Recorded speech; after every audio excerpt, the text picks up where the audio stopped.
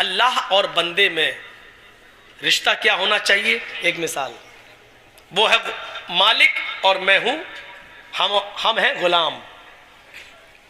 غلام کی ڈیوٹی کیا ہونی چاہیے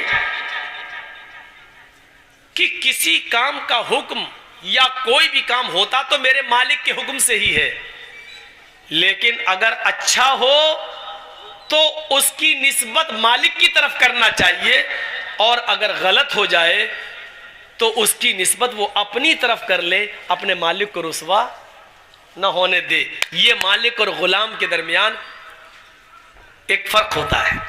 اب آئیے ایک مثال میں آپ کو سناؤں۔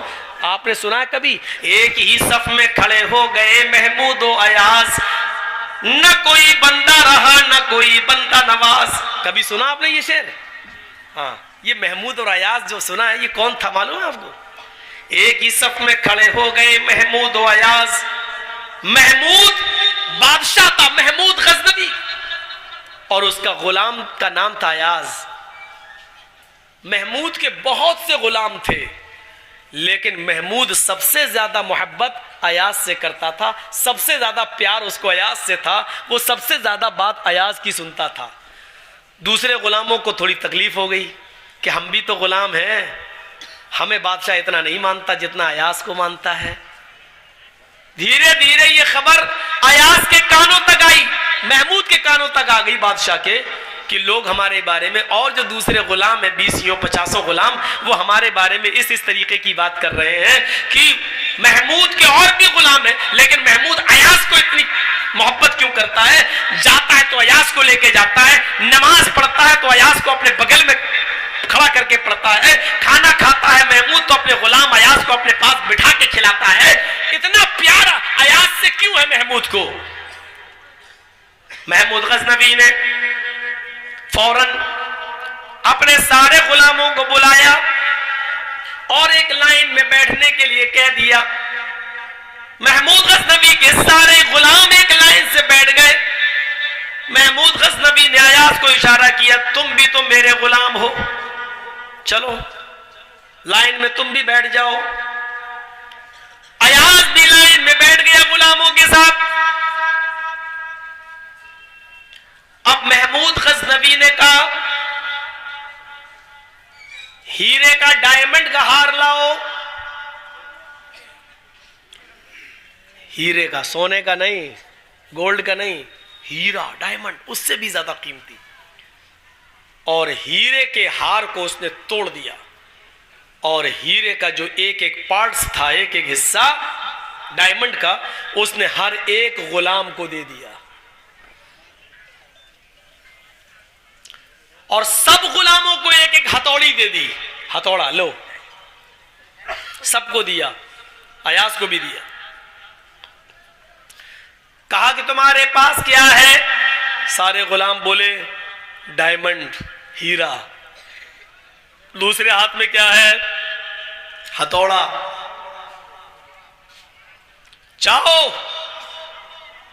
اس ہتھوڑے سے اس ڈائمنڈ کو توڑ دو، تمہارے پاس جو ڈائمنڈ ہے، جو ہیرے ہیں، اس کو توڑ دو۔ اتنا قیمتی ڈائمنڈ توڑ دو؟ پھر انہوں نے اپنے بادشاہ کا حکم مانتے ہوئے سارے غلاموں نے ہتھوڑا مار دیا، ڈائمنڈ توڑ دیے۔ ایاز نے بھی توڑ دیا، سارے غلاموں نے توڑا، کوئی نہیں بچا، سب نے ہتھوڑے مار دیے اور ڈائمنڈ توڑ دیا۔ اب محمود نے ایک ایک کر کے سب سے پوچھا، تم نے ڈائمنڈ کیوں توڑا؟ یہ غلام کھڑا ہوتا ہے، حضرت میرے آقا میرے مالک، میں نے ڈائمنڈ کو اس لیے توڑ دیا کیونکہ میرے آقا کا حکم تھا۔ ڈائمنڈ کی قیمت میرے آقا کے حکم سے بڑھ کر نہیں تھی، اس میں چاپلوسی بھی تھی اور تعریف بھی تھی، اور حکم میں نے توڑ دیا۔ اچھا تم نے کیوں توڑا؟ اس نے بھی کہا آپ کا حکم تھا، حکم کے آگے میں نے آپ کے حکم کی خلاف ورزی کرنا پسند نہیں کی، توڑ دیا۔ तीसरे से पूछा तुमने क्यों तोड़ा, उसने भी यही जवाब दिया, चौथे ने भी जवाब दिया, 15 लोगों ने, 20 लोगों ने, 25 लोगों ने, सारे गुलामों ने यही जवाब दिया। अब बारी आती अयाज की, तोड़ा तो उसने भी था। पूछा अयाज तुम बताओ कि तुमने इस डायमंड को क्यों तोड़ा? तो अयाज ने फौरन ये जुमले अदा कर दिए, मेरे आका मेरे मालिक, आपका हुक्म जबान से निकला कि तोड़ दो, और ये मेरे दिमाग का कसूर था, ये मेरी अकल का कसूर था, वो आपके हुक्म को समझ नहीं पाई, और मेरी नाकिस अकल का कसूर था, मेरी बदअकली थी, मैंने उसको तोड़ दिया। आपका हुक्म मेरा जहन समझ नहीं पाया, आपके कहने का मकसद क्या था वो मेरी नाकिस अकल में नहीं आया, इसलिए मेरी अकल ने जो सोचा वही किया और मैंने उसको तोड़ दिया। महमूद गजनवी मुस्कुराते हुए कहता है, गुलामों देखा तुमने मैं अयाज को क्यों पसंद करता हूं और अयाज से मैं क्यों मोहब्बत करता हूं? उसकी वजह यह है, हुक्म मैंने ही दिया था तोड़ने का, तुम सब ने फौरन मेरा नाम ले दिया और क्या कह दिया, आपका हुक्म था तोड़ दिया, आपका हुक्म सराखों पर मैंने तोड़ दिया, तुम सब ने मेरा नाम ले दिया, गोया के तोड़वाने वाला मैं, तोड़ने वाले तुम हो, तोड़वाने वाला मैं। लेकिन अयाज को देखो, उसने तोड़ तो दिया लेकिन उसने मेरे ऊपर आंच नहीं आने दी और उसने सारा कसूर अपनी अकल का बता दिया, जबकि हुक्म मेरा ही था। लेकिन उसने ये कह दिया कि मैं आपकी बात को, आपके हुक्म को समझ नहीं सका और ये मेरी अकल का कसूर था कि मैंने तोड़ दिया। उसने मेरे ऊपर आंच नहीं आने दी, मेरे हुक्म के बावजूद उसने सारी बुराई अपने ऊपर ले ली, उसने मेरे ऊपर आंच नहीं आने दी। इसलिए मैं अयाज से, तुम लोगों से ज्यादा मोहब्बत करता हूं। एक मामूली गुलाम और मामूली बादशाह का ये हाल है, उसको ये जुमले पसंद आए, तो एक अल्लाह में और उसके गुलाम यानी हम में और आप में भी यही चीज होनी चाहिए कि जब अच्छी चीज की निस्बत हो तो अल्लाह की तरफ करें और बुरी बात का जब कुछ कर बैठे तो उसकी निस्बत हम अल्लाह की तरफ ना होने दें। यही बंदे का और अल्लाह के दरमियान, यही मालिक और उसके गुलाम के दरमियान फर्क होना चाहिए। जब बंदा बेनमाजी था, चोर था, शराबी था, जुआरी था, जिनाकार था, लेकिन अचानक नमाज पढ़ने लगा, 5 वक्त नमाजी हो गया, तहज्जुद गुजार हो जाए, तो वो ये कहे ये मेरे रब का एहसान है मेरे ऊपर कि उसने मुझे गुनाहों की दलदल से निकाल कर हिदायत की राह दिखा दी है, हमें हक पर गामजन कर दिया है। वो अल्लाह का नाम ले, अच्छा काम करे तो उसकी निस्बत अल्लाह की तरफ करे, और जब वो उससे कोई बुरा काम हो जाए, जब शराब पिए और जुआ खेले और जिनाकारी करके आए, तो ये ना कहे कि मैंने अल्लाह के हुक्म से किया,